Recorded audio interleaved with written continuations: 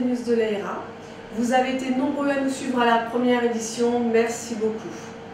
Ce que je vous propose, sans perdre de temps, c'est de retrouver Fouzia pour le droit social. Rappelons ce qu'est la portabilité. La portabilité, c'est la possibilité pour un salarié dont le contrat est rompu de conserver le bénéfice de la protection sociale durant une année. Ces dispositifs se sont mis en place, on va dire, en 2 temps. Depuis le 1er janvier 2014, on avait le volet santé. Depuis le 1er juin 2015, nous avons le volet prévoyance. Ainsi, la prolongation du maintien de la couverture santé et prévoyance pour les anciens salariés en recherche d'emploi devient une obligation légale pour toutes les entreprises. Sa durée maximale est portée de 9 à 12 mois et son financement est mutualisé, c'est-à-dire réparti sur les salariés actifs de l'entreprise.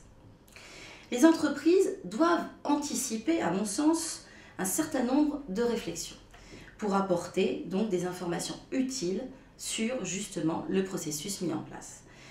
Le premier point, c'est comment va fonctionner cette portabilité. Le second point, c'est à quelle rupture de contrat va-t-il s'appliquer.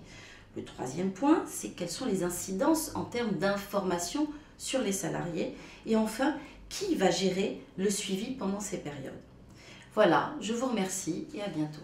Je vous propose de retrouver maintenant Marie-Hélène qui va nous parler d'un sujet d'actualité, les entretiens professionnels. Alors, tout d'abord, il y a une première chose que l'entreprise va être obligée de faire au niveau des entretiens professionnels, c'est de ne plus mélanger, si c'était déjà le cas, l'entretien annuel et l'entretien professionnel. Elle doit bien séparer les deux. Ça veut dire effectivement avoir 2 écrits si nécessaire. Ensuite de ça, on peut se poser la question de comment l'entreprise va informer, former ceux qui vont faire l'entretien professionnel. Il n'y a pas que ça, il faut qu'elle revoie ses procédures. Comment elle fait pour récupérer l'info, comment elle fait effectivement pour traiter l'info. Ça, c'est quand même assez important. Alors, maintenant, il y a les dates. On est sur une loi de mars 2014. Ça veut dire que tous les 2 ans, il faut faire cet entretien. Autrement dit, ça presse, le temps presse. Ça veut dire qu'effectivement, avant mars 2016, le premier entretien doit être fait. 2 ans plus tard, 2018, 2 ans plus tard, 2020. Mais attention, 2020, c'est beaucoup plus important encore, puisqu'effectivement, il faudra qu'on puisse prouver que chacun des salariés de l'entreprise qui est resté pendant toutes ces années dans l'entreprise, pendant ces 6 ans, a bien eu ou une formation, ou une action qui peut l'amener à une certification, une validation de ses acquis, ou des choses qui évoluent dans son salaire, dans sa profession en tant que telle, et au moins 2 éléments sur ces 3. Sinon, il y aura sanction. C'est en cela qu'il y a urgence.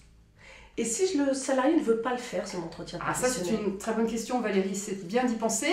Effectivement, il faut absolument que l'entreprise puisse avoir un écrit, comme quoi elle a proposé au salarié, mais que le salarié a refusé. Attention quand même, au bout des 6 ans, ça on ne pourra rien faire autrement, il faudra vraiment qu'on prouve qu'on a avancé. Retrouvons maintenant Evelyne qui va nous parler des différents dispositifs de contrôle des salariés. Il y a au moins 3 raisons majeures pour l'entreprise de s'intéresser à ce sujet. Tout d'abord, c'est un sujet qui est lié aux données personnelles, donc par définition très sensible. En second lieu, les exigences légales sont aujourd'hui de plus en plus renforcées et elles peuvent, en cas de défaillance, entraîner la responsabilité de l'entreprise. Troisième point, les technologies digitales aujourd'hui font que les systèmes de contrôle sont de plus en plus généralisés mais aussi sophistiqués.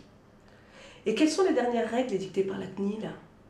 Alors très récemment, la CNIL est intervenue sur 2 sujets. D'abord, le sujet de l'écoute et de l'enregistrement des conversations téléphoniques sur le lieu de travail.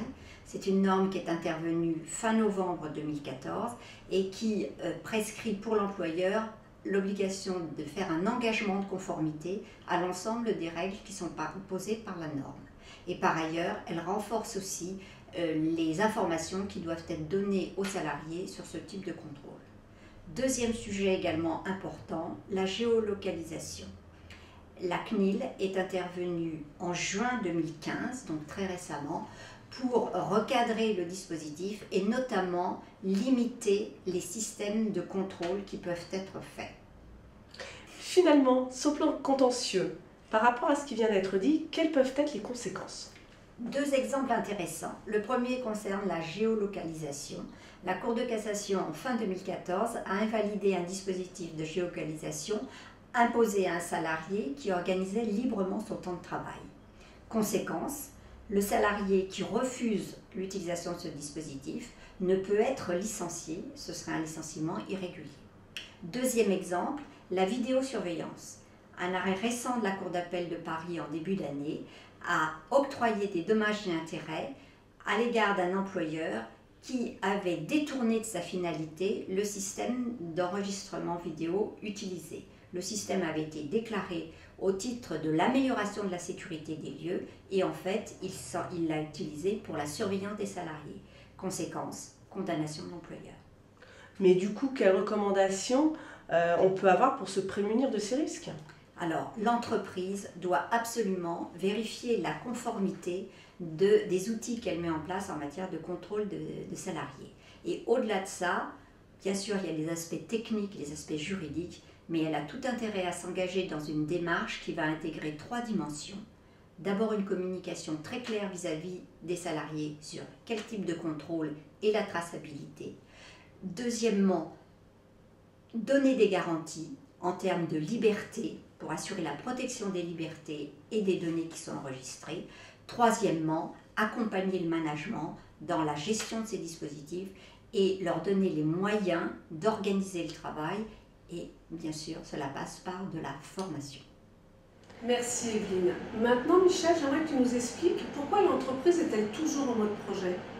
Parce que si l'on reste sur ses acquis, c'est comme encore une fois dans la vie, on prend le risque d'une déception à terme et pour l'entreprise c'est pire parce que l'entreprise c'est un collectif et si on ne fait pas de développement ni de recherche et développement, à un moment donné on se trouve dépassé et être dépassé ça veut dire qu'elle va déposer son bilan par exemple ou en tout cas elle va être très malade jusqu'à s'éteindre complètement.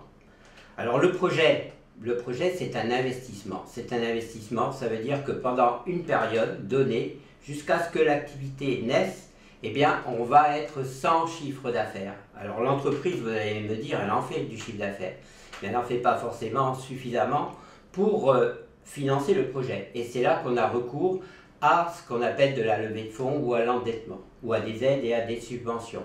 Mais toute cette période, donc, il faut bien accompagner le projet, puisque des compétences y réfléchissent, des prestataires interviennent, et jusqu'au moment où l'activité va naître. Et quand l'activité est née, eh bien, c'est pareil, elle va se développer jusqu'à atteindre son point d'équilibre. Atteindre son point d'équilibre, c'est encore du temps. Autrement dit, vous voyez qu'il y a le financement du temps. Et là, le projet, par contre, si on en vient aux ressources humaines et à l'investissement, c'est aussi un investissement et une bonne opportunité pour les ressources humaines de l'entreprise. Mais une telle démarche est-elle porteuse de motivation pour s'inscrire dans une formation professionnelle continue? Je crois que oui, parce que le projet, vous voyez bien, c'est une mini-entreprise dans l'entreprise. C'est-à-dire le salarié, il est déjà dans l'entreprise porte un projet. Ça veut dire qu'à ce moment-là, il va être invité du fait de ses compétences à y participer. Y participer, ça veut dire qu'il va être sensibilisé, qu'il va connaître l'entrepreneuriat lui-même, mais à petite dose. Et donc, pour lui, c'est une excellente motivation pour qu'il évolue lui-même, évolution professionnelle, évolution personnelle. Et donc, ça rejoint, je crois, aussi ce que l'entrepreneuriat, puisque dans l'entreprise, il y a bien la gestion prévisionnelle des emplois et des compétences. C'est bien se poser au présent pour essayer d'examiner le futur proche et le futur lointain. Nous arrivons à la fin des news de l'AERA. Merci encore une fois de nous avoir suivis. Si vous souhaitez recevoir directement la vidéo, inscrivez-vous au www.laera.fr, newsletter. En attendant, je vous retrouve fin novembre pour une prochaine édition. À bientôt!